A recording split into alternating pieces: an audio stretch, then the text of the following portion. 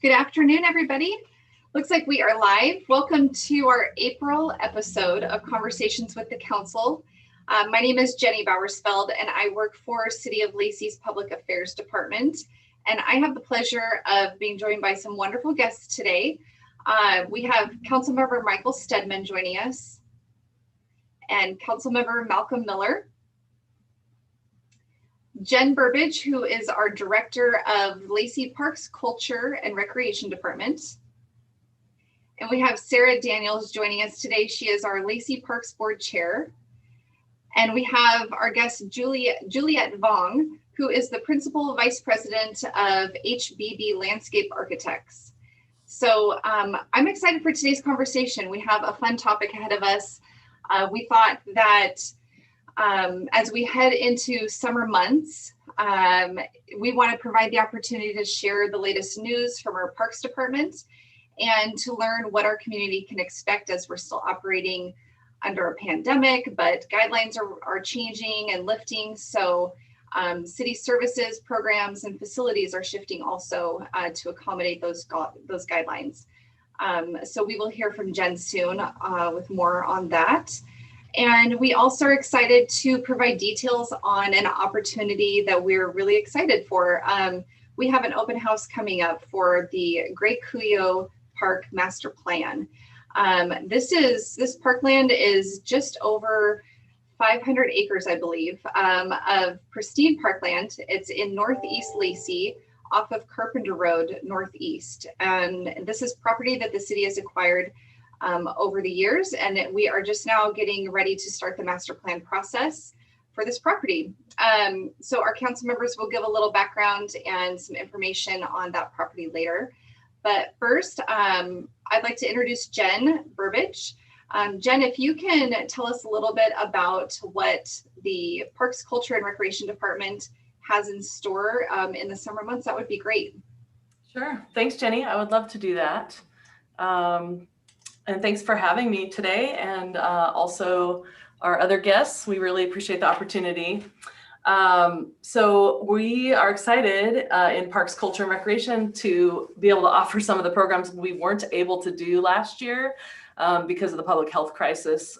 So there's actually a lot going on between the in-person and virtual programs, including spring programs right now.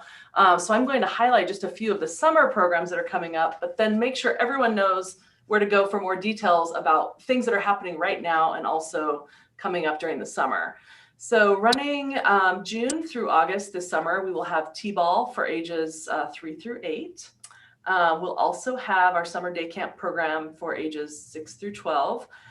We're unsure about field trips right at this time, but we're hopeful to be able to include some of those as a part of the program moving forward.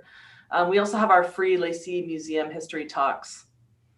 So the couple that I just mentioned, we've already been taking registration for these, though there is still space available. So other programs coming up, we're excited to announce that Playground Pals, which is our free summer recreation program in conjunction with the North Thurston Public Schools nutrition program, is going to be a go this summer. This is something we weren't able to offer last year. So North Thurston Public Schools typically provides the food, and this year, they are actually doing that, plus they're stepping up to fund the entire program and making it possible for the city to run 2 sites. So they were able to access funding due to the pandemic, and they are partnering with us as we do, and so we're very excited about that. With the COVID requirements, it costs us more to run programs, and that was a significant challenge last summer. So Playground Pals will be offered in partnership with the Timberland Library and Intercity Transit to ensure all kids know how to access the program. And although free, this will require pre-registration due to COVID. Also, Lacey in Tune, presented by Chick-fil-A. This is our popular summer concert series at Huntermore Park.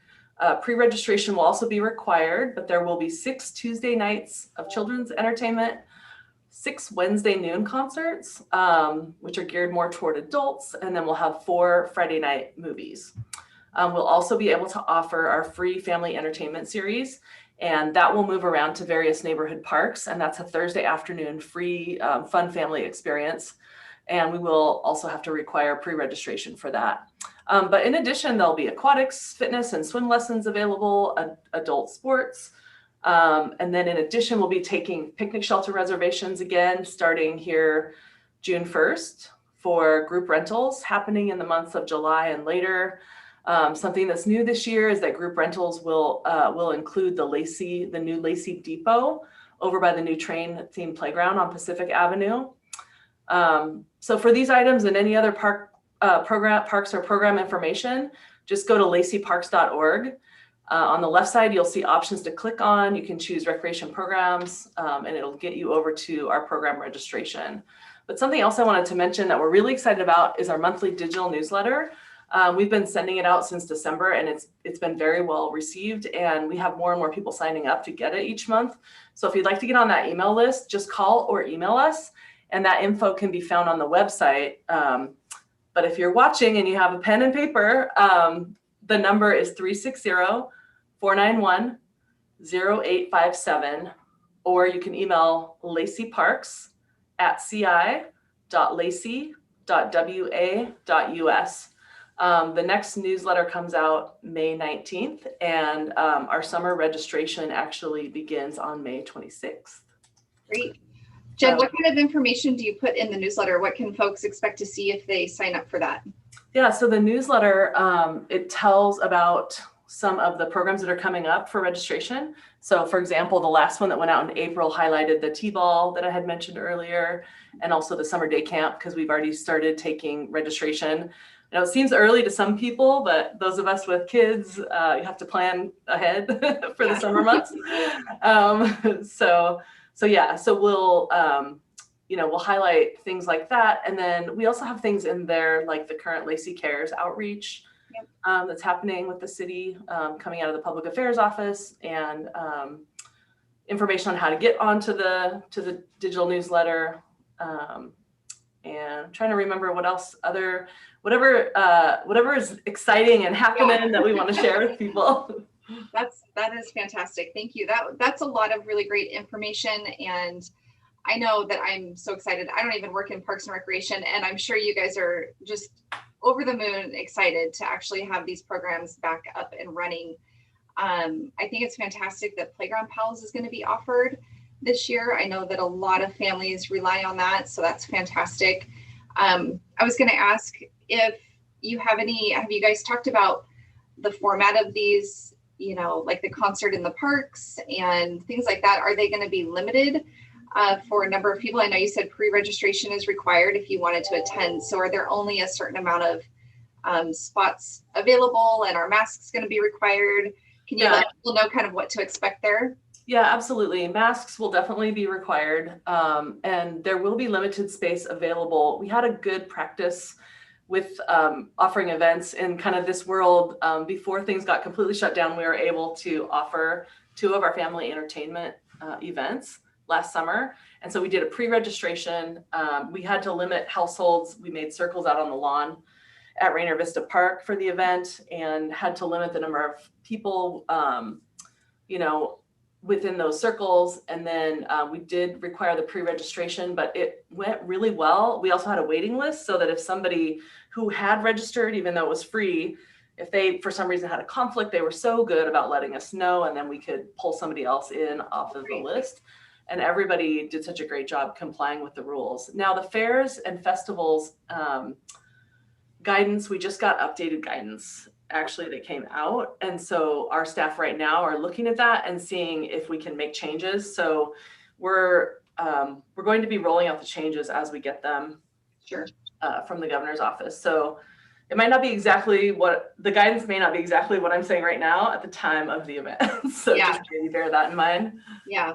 I think, a year and a couple of months into this, people know that you just kind of have to roll with the punches and, you can put information out and a couple of weeks later it's different. So hopefully we receive some grace from our community members, and just knowing that, we're doing our best to still put on great events for families, things for people to do outside.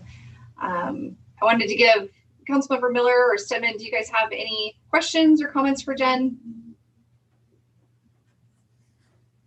No, not really. I I drove by Rainier Vista this weekend, and I was just happy to see people out. And I when she was talking about the circles, I know what she's talking about. And but you know, the people have come out and said, you know what, this is how it is, and this is how it's going to be for now. And they're getting out there and make the most of it. So very exciting. Yeah. Nothing for me other than the same thing. I live by Rainier Vista now, and it's good to see the pickleball courts being used and the skateboard park and the soccer fields and all that. The weekends it's awesome to see our youth out there competing and living a healthy lifestyle. It is. Well, and Jen, you can tell me if I get this number wrong, but Lacey has, is it 28 parks, 28 municipal parks? Is that right? So we actually have, so we have a lot of park properties that aren't developed. And so we do, it's actually, oh gosh, I need my annual. Sorry, I put you on the spot. Put me on the spot there. Yeah, I think that it's the number is 26 of the developed parks. Okay. So I was just going to say, like, that's, I mean, I know that Lacey has one of the most vast and impressive park systems in the state of Washington. So absolutely. I'm just so excited, as you know, summer is coming, and it's just great to be able to utilize so many of our community parks. So you guys just do a phenomenal job in your department. The maintenance staff, I mean, everybody just goes above and beyond. So we're super lucky. We know that parks have so many benefits to us. I mean, emotionally and physically, you know, to our health, to our environment, to the economy. I mean, you know, as we look at house prices rising, you know, we also know that those homes within, you know, a close proximity to parks, I mean, it increases values 5 to 10%, I believe. So yeah, parks are just such an important piece of our community. So it's exciting to see these programs that are going to be filling them back up. Absolutely. Thank you. So I wanted to take this opportunity to chat with Sarah. Sarah, you are our chair of our Parks Board for Lacey. And thank you so much for being here with us today. I thought it would be great to have you here and hear your perspective. You know, I'm sure a lot of people don't really know what our Parks Board does. So I was hoping you could give us a little background on what the Parks Board role is for the city and your position on that, and a little bit of information there. Sure, will do. Thank you, Jenny. And as Jennifer mentioned, just really pleased to be here. Thank you for the opportunity. So as Jenny mentioned, my name is Sarah Daniels. I'm currently serving as the chair of the City of Lacey Board of Parks Commissioners. I am actually not from Washington, so I was first interested in serving on this board as a way to get to know the community better. I've really enjoyed not only my service, but we have a great team. We have a board of 6 members. We are not elected, we're appointed. And anyway, I've just really enjoyed the opportunity to not only get to know the community, but to also give something back. Mm-hmm. The mission of the Board of Parks Commissioners is to enhance the community with parks and open spaces, natural habitat areas, and then also providing the Lacey community with exceptional recreational opportunities. I apologize for my howling cat in the background. I cannot mute him. And he's been fed. I fed him early, so this would not happen. That's okay. So among other activities, our 6-member Parks Board, we offer recommendations to Lacey City Council regarding planning, development, even maintenance and operation of Lacey's parks and trail systems. We're particularly excited about the Greg Cuyo Park project because it's an exciting example of an opportunity for the Parks Board to hear directly from stakeholders. I'm especially excited to all the ways that we're going to reach out to different groups, the people who already have a vested interest in the park, but also underrepresented groups, other community members, as we consider the development and preservation of this very special site. I don't really have more to add, except that, we're just thrilled to be coming, what we hope is sort of coming out of our, the pandemic situation with vaccines and much more freedom to use outdoor spaces. It's just wonderful to be back on track with some of these projects. And I'm also just particularly interested in the psychology of open spaces and physical activity. My psychology, when I had a sort of a different career path, was my career was in psychology. I taught psychology for a while. So anyway, I find myself particularly interested and invested in making our park system as robust as possible and with recreational and park opportunities for everyone. Yeah, that's great. Well, I think that's going to be, this Cuyo Park Master Plan is going to be a really rewarding process for you and the other board members. Like you said, just anxious to hear from the community and Yes. see the different ways that we're going to be reaching out and really hearing firsthand from them what they would like to see at this wonderful property. Well, and what they see as priorities and potential challenges. I mean, there's so many things we've thought of, but of course, when you get different perspectives, there's always value in that. 100%. Yep. Well, and this will be that's a great transition into our next conversation. Jen, I'll kind of jump back to you first if you want to give a little background on the Gray Cuyo Park, maybe where it's located, and then we'll bring Juliet in as well. Yeah. Okay. And so, yeah, happy to do that. Did you want the council members to give a little background on the? Sure. If you want to just speak to kind of where the property's at, and then Sure. We'll have Councilmember Stedman hop on too. You bet. So it's interesting. Some people call it Northwest Lacey, and some people call it Northeast. It is the north. It is in the north end. Okay. And it's kind of in the northwest because the city boundary kind of takes that turn. Very true. I've heard people refer to it as Northeast and some to Northwest, but it is in North Lacey. And a good description of where it is, I like to call it Carpenter Road Extended. Yeah. So where Carpenter Road takes that jig and the jog? Yep. So that as you're driving on Carpenter Road, you're going north towards Hawks Prairie Road. Right. There's going to be properties on the east and the west side of Carpenter that the city owns with this piece. And those are the Gray Cuyo Park parcels. But also as a part of this project, it's called the Gray Cuyo Park and Greenways Master Plan. And that's because Pleasant Glade Park is adjacent to some of the property and also Palm Creek headwaters. Okay. And so because these properties are all adjacent and connectivity is going to be important, that's why the planning process is going to take that balcony view of all of those properties together. Thank you. Hopefully that gives a good, good visual. Yep. So Councilmember Stedman, if you can provide, I don't know if I know this is like land acquisition has happened, years ago.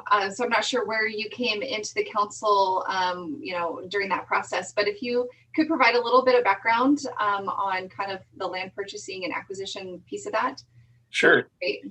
Well, like you stated before, we have 500 acres of the parkland out there. I would have the exact number, but I don't know what Pleasant Glade Park, when we purchased that, what that entire acreage is. But in 2002, when the city acquired Pleasant Glade Park, it features a small pond and over 2,100 feet of Woodland Creek footage. And then again in 2009, Lacey acquired an adjacent parcel, and in 2011 purchased the 407 acres of pastoral and forested land adjacent to the Pleasant Glade Park, which we know now as Gray Cuyo Park. Mm-hmm. And then finally in 2012, the city purchased Palm Creek headwaters, and that was just under 87 acres of property to the south and adjacent to Gray Cuyo Park. This property contains Palm Creek and has the potential for trail connections with the surrounding park properties. These parklands will be used for a mix of active and passive community use. And the purpose of the open house for the master plan process is to gain the community's input, so the city has an idea of what the residents want that park, their park, to look like. So I'm excited. I first got involved in the city and the planning commission back in 2011. Then I was on the planning commission in 2013, 12, 13 right there. And then I got on council in 2014. And, all these purchases, that adds to the quality of life, because us residents, we spend so much time at work, minus recent, last year and a half, being required to stay more at home and stuff. So it even gives more importance to how valuable parks are and that quality of life that it brings to citizens, because you spend so much time at work. When you do get the little time to spend with your family and friends, it's important that you have quality spaces to enjoy them with. And so I'm excited. I can't wait for it. And here we are. It'll happen soon. Yeah. Councilmember Stedman, can you share with us, can you provide a little background on where that name came from for when we came up with the name for that park? Greg Coolio Park? Yeah. Yeah. Right when I got on council is right when Greg Coolio, the previous city manager, right. He had retired. And, being a Lacey person, I love Lacey. I was excited to serve with Ken Alf, the city attorney, and Greg Coolio. And unfortunately, Ken passed away and, Greg retired. But I knew Scott Spence too. Our kids went to school together.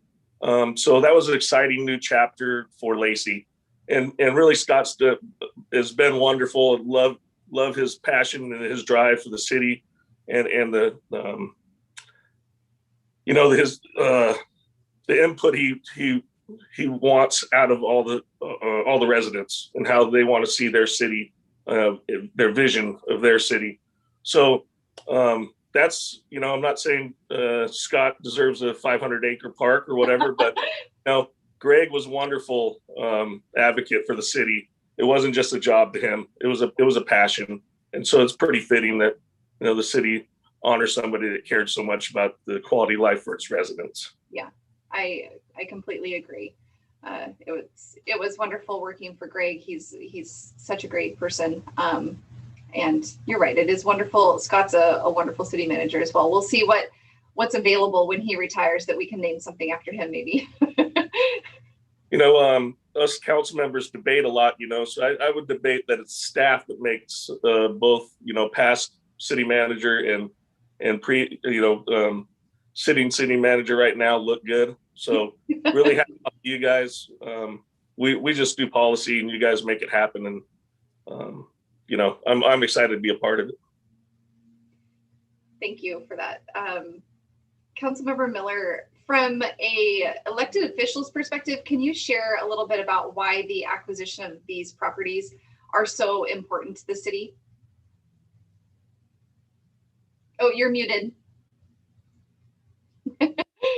Thank you. Sure.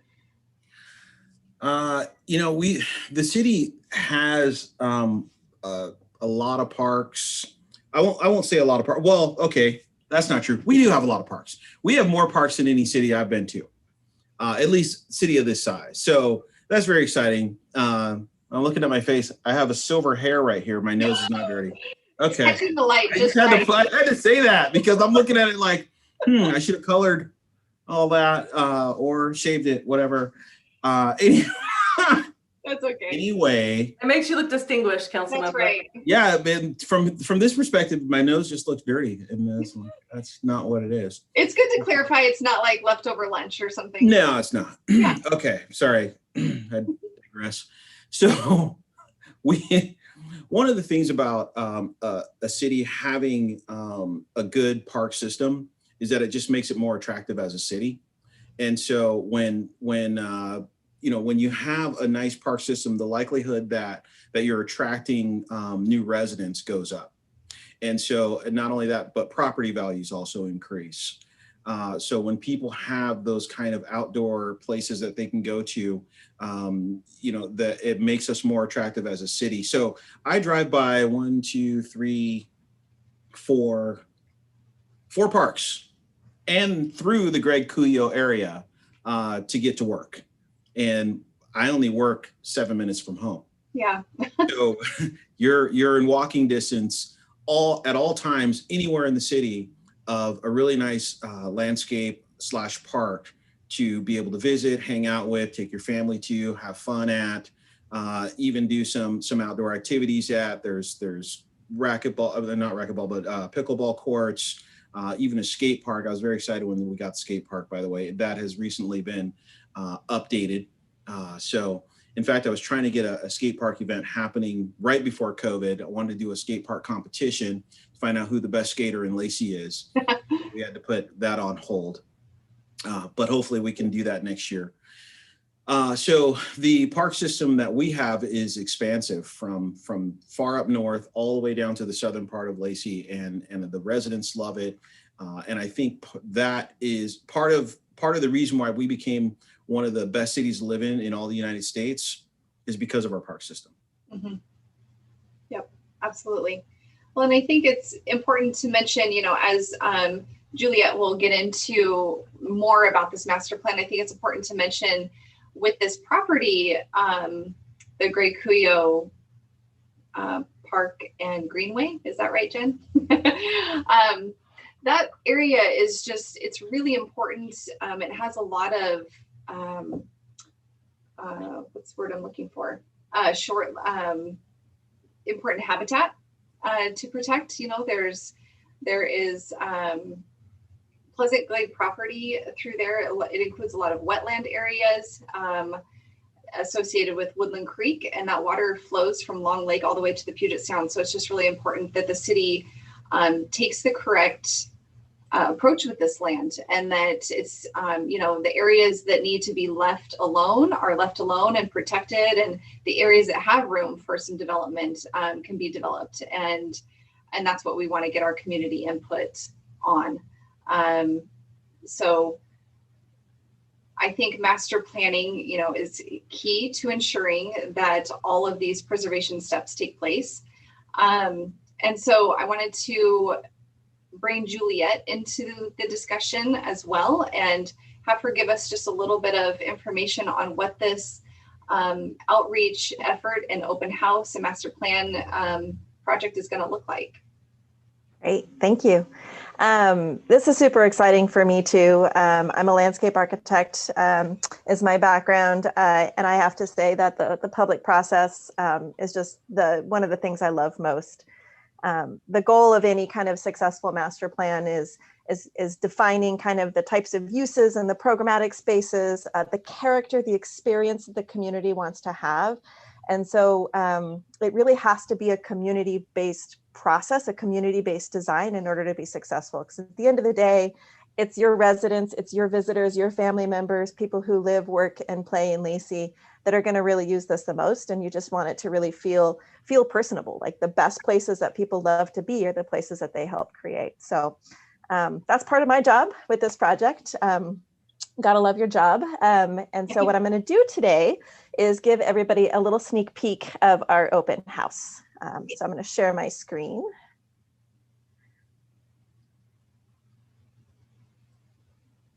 And get this a little bit larger for everybody. And you guys can all see my screen? Yes, we can. Awesome. So this is kicking off the process for Greg Cuyo Park and Greenways. It's our master plan process. And we always like to start by really talking about what a master plan is. It's a vision, it's a planning document, but it's a planning document that guides future improvements and implementation. So what we're looking for is, what types of things do you want to experience? What do you want to do? What kinds of activities do you want to have at the park? Both physical improvements as well as programs. Do we want to have movies in the park here? Do we want to have events?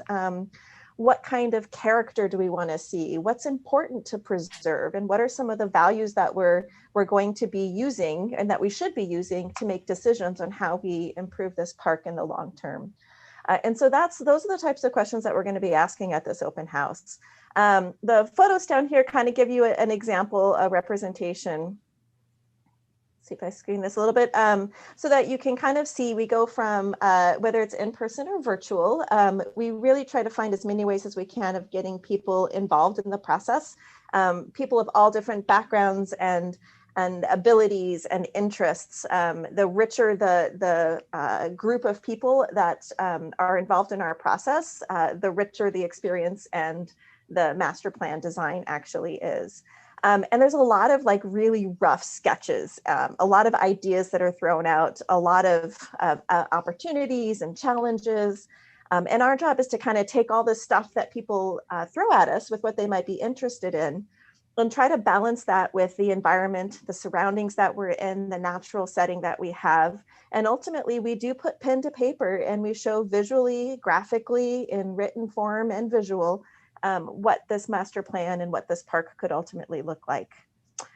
It's about a year-long process. It definitely takes some time. We've been spending the last few months really getting to know the site itself. We've walked it multiple times. That's when you love your job, when you can go out on a sunny or rainy day and just go traipsing through the woods to really get a feel for what it looks like and how it feels now. And then we're launching into that visioning and programming exercise. So we're moving towards that first open house. And that's where we really are asking the community to tell us what they are interested in, what kinds of ideas do they want to have, what kinds of places have they been that they just love and why, what can we use for inspiration from their own experiences. And then we launch into a schematic design, we come up with different alternatives, we convey them back to the community. So we'll try to listen to what you tell us. We translate that into a design and different design options, and then we show it back to you so you can tell us how well we listened, what you like or don't like about some of the different concepts that we come up with. And at the end of the day, we're trying to get to a final master plan by the early part of, the early part of 2022. So best way to stay informed. We do have a project website. You can get to it directly through the City of Lacey website and navigate through the Parks Department, or you can go straight to the project website that you see here. The project website has, it's up and running now. It has a little bit of background on the project itself, Greenway Park, the Greenways, our overall planning goals. And it also has a way for you to stay involved. So this is where you're going to go to get notices, to find out when the next public meeting is, to see the summary of what we heard at the last public meeting. It'll kind of be the clearinghouse for both our documentation as well of previous events, as well as those events to come. And of course, you can always email or call the City Parks Department as well. So we've talked a lot about where Lacey, where the park is within the city. The red boundary that you see here is Greenway Park and Greenways. You can see its relationship to Lacey. I call it Central Lacey, but I know it is north of I-5. And this is zooming in a little bit closer. So you see here's Carpenter Road we've talked about. You have Hawks Prairie Road to the north, Britton Parkway off to the south. And you can see that the park both spans east and west of Carpenter Road, as Jen was mentioning before. It is 537 acres total. Oh, wow. It's a big site, and that includes Greenway Park, Pleasant Glade Park. You see Pleasant Glade is an existing park over here, and Palm Creek headwaters.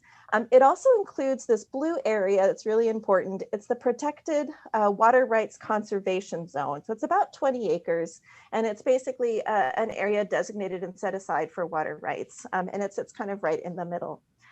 Someone mentioned Woodland Creek. You have Woodland Creek that comes through the park site. And then there's a whole series of tributaries, wetlands, and other natural systems that really make this kind of a unique collection of properties and open space and greenways within the north part of the city. There's examples of all kinds of little critters that use this. It provides wildlife habitat, corridors, ecology, just a really unique site. So we're super excited to be able to be involved in it. We're going to show you some different ideas. We're going to talk about different programming examples, whether they're kind of more active, like disc golf or playgrounds, ropes courses, different types of trails, different types of family activities, educational opportunities. We're going to show you a lot of examples, but at the end of the day, we really want to hear from the community. What do you want to see happen at this site? And that's this first open house. That's really what we're going to be asking.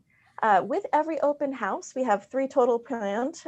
We also will have some online surveys, so you can go online and take a survey and give us some feedback. The online surveys will be launched at the end of the open house. We really want to hear from you directly, so we hope you'll participate. But if you can't, we also have an online forum that you can provide some comment and feedback into. And then we're trying to actually get some notices out, contacting neighborhoods, contacting community groups, stakeholder groups, the neighborhood associations nearby, the new newsletter that the city has. You should get a notice in your utility bill. We're trying to find and think of all the different ways we can to really let everybody know what's happening and how you can stay involved. So at the end of the day, it's our first open house. It's on May 12th from 6 to 8 p.m. We do need to register. So we've got, this is the utility bill insert, so you can grab it just straight from your utility bill this month. You can also go onto the website. We'll have a flyer notice in the newsletter and post it around in the neighborhood. So lots of different ways to register to come tell us what you think. Great.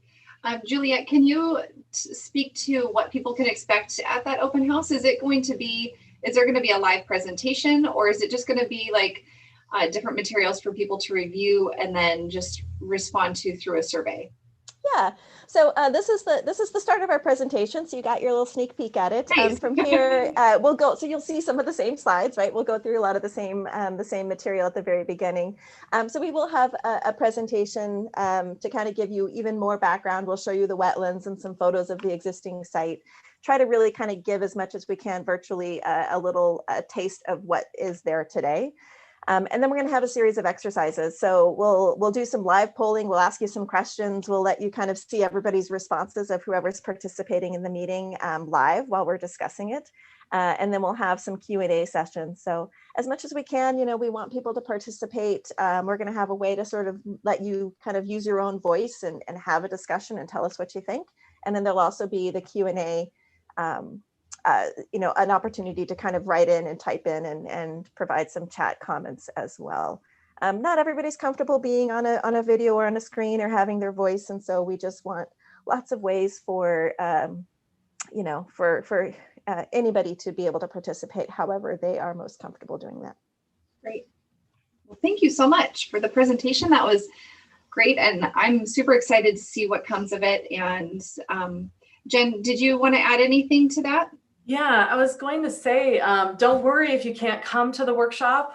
There's going to be a survey that's going to go out after that point, and also the presentation will be available for people to view. Perfect. And Juliet, I don't know if you had anything else on that with the posting of that. Did we land on the entire workshop being posted, or is it the presentation, the slides? We're going to record the presentation and then we'll post that. So you'll have that available. There'll be a summary afterwards of the Q&A and the discussion, so you can kind of see what happens there. And like I said, this first meeting is to generate a lot of ideas. Our second meeting will be to kind of come back and take a look at what we've done with those ideas and give us some feedback. And then our third meeting is intended to really show you what we hope is something that's pretty close to a finished master plan for you to the community to kind of bless us and tell us how we did.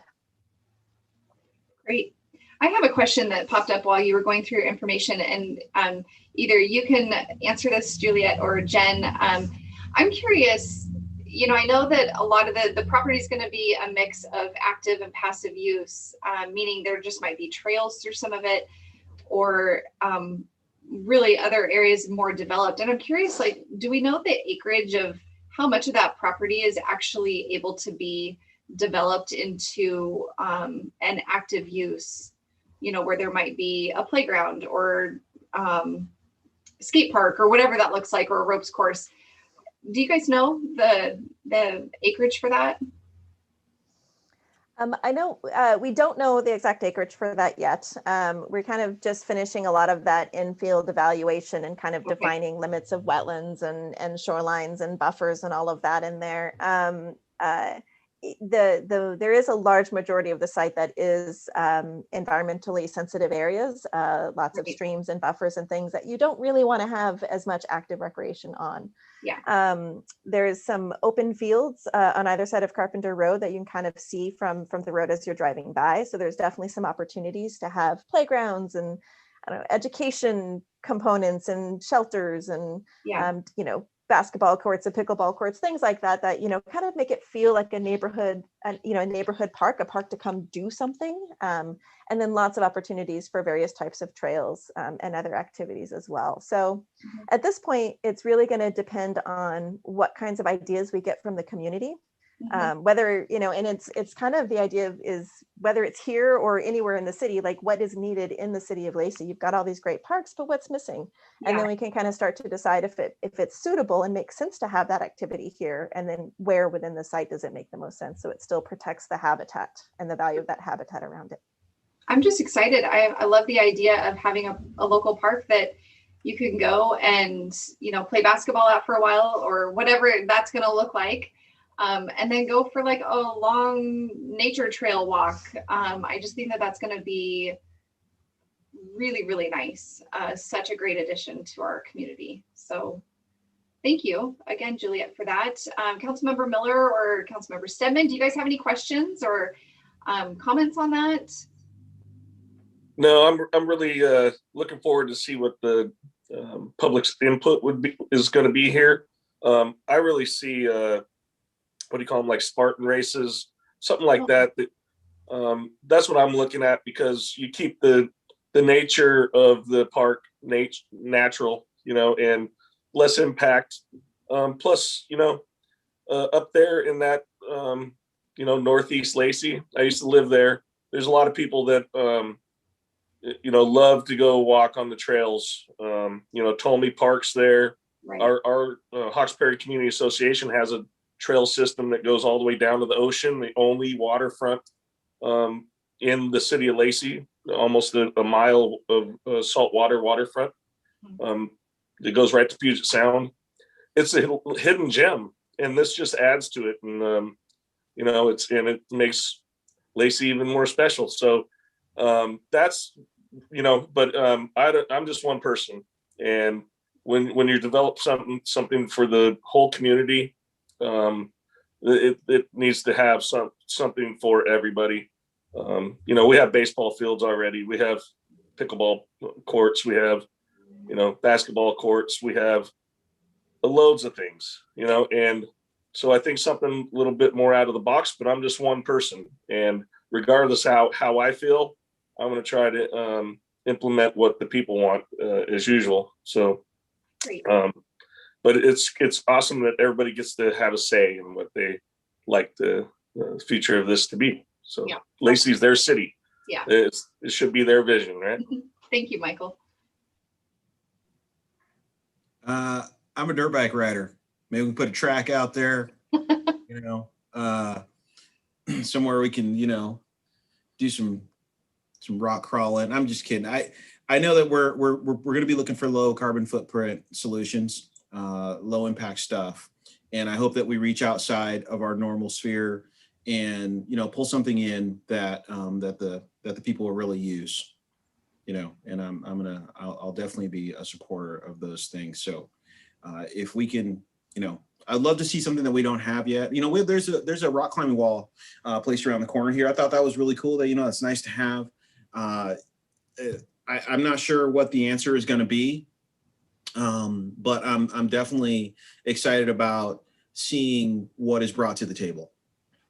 Yeah. You know, one of the questions we're asking everybody is to think about the places you've been and the places you know of, and the places that would inspire you when you think about natural systems and natural parks, and let us know, because I think everyone knows. One other thing I wanted to add to too is, you know, far too often our community goes to other communities for, you know, like track and field events and stuff like that.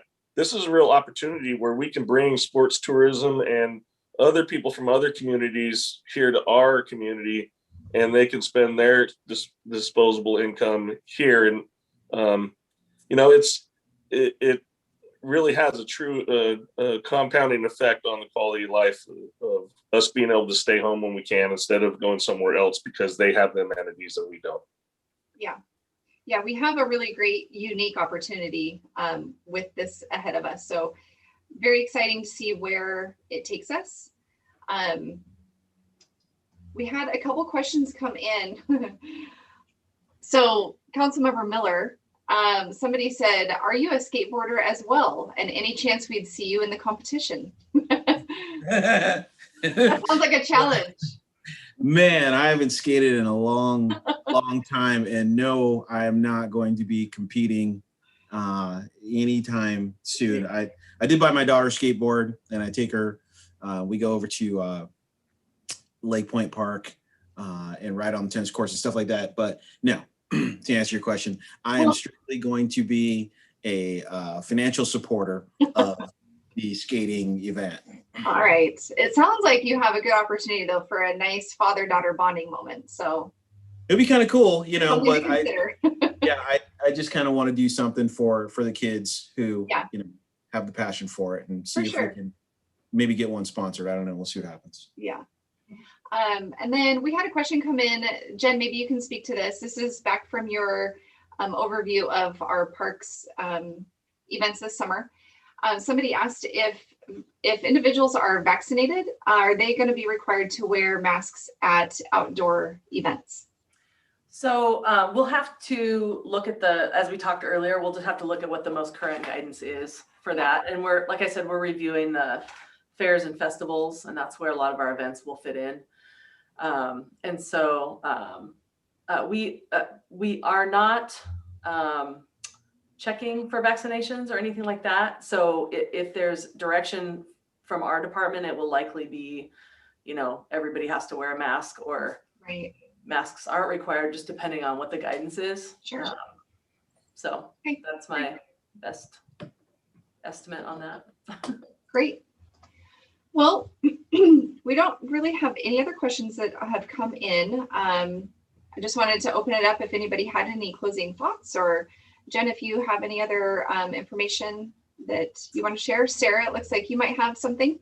I just wanted to say real quick, I want to encourage people who might be listening or watching, as a park board commissioner and the chair this year, so excited to be able to participate at the beginning of the development of a project like this.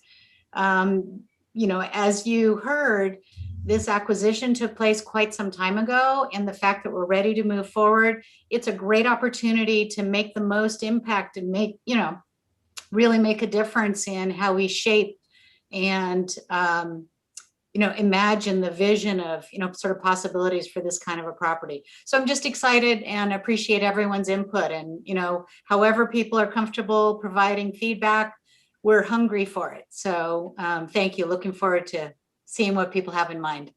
Yeah. Thank you, Sarah.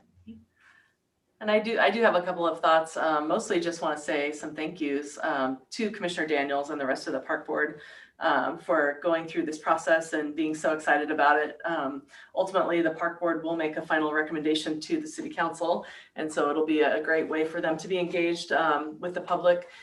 And I also want to thank the Lacey City Council for approving the funding to move forward with the master plan. It was something that was approved in 2019 that was supposed to happen in 2020, but due to budget uncertainties got delayed. And so we're really excited to be able to do it this year.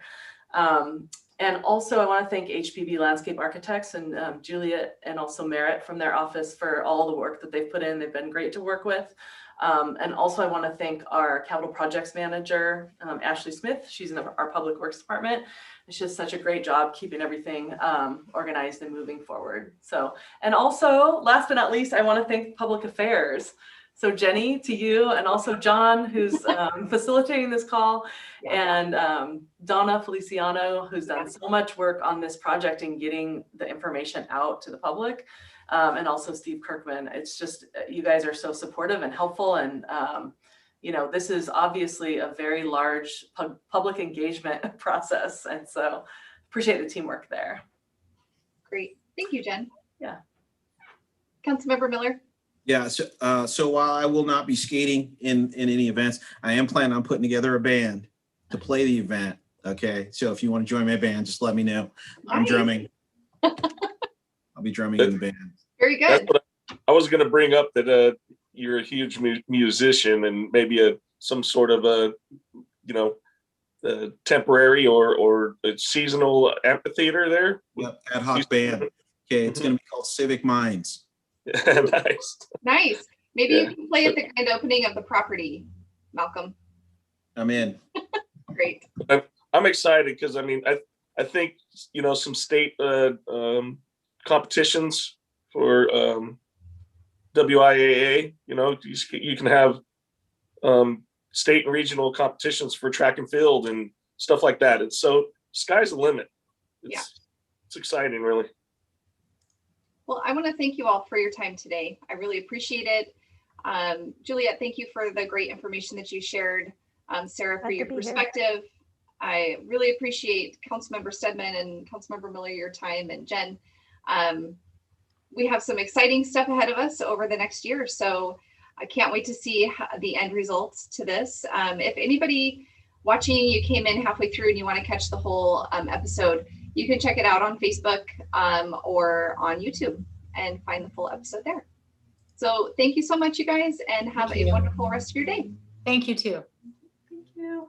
Bye. Take care, everyone. Bye. Thank you.